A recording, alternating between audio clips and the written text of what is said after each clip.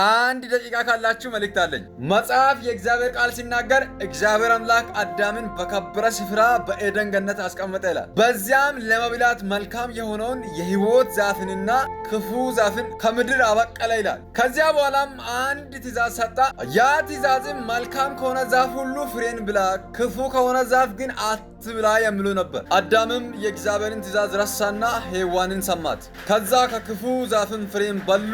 እግዚአብሔር አምላክ ካስቀመጠበትም ከዛ ከክቡር ስፍራ ከኤደን ገነት ተሰውሮ ተደብቆ ጠበቁ። እግዚአብሔር አምላክም እንዲህ እያለ መጣ፣ አዳም ሆይ የት ነህ? ዛሬም ውድ የአባቴ ብሩካን የእግዚአብሔር ወንድ ልጆችና ሴት ልጆች መልእክቴ የት ናችሁ ነው። እግዚአብሔር አምላክ ባስቀመጠበት አላችሁ ወይ?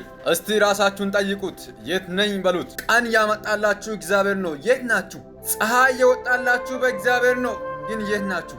ይህ መልእክቴ ነው። ውስጣችሁ ከፈቀደ ሼር አድርጉ፣ ኮፕሊንክ አድርጉ፣ ሪፖስት አድርጉ።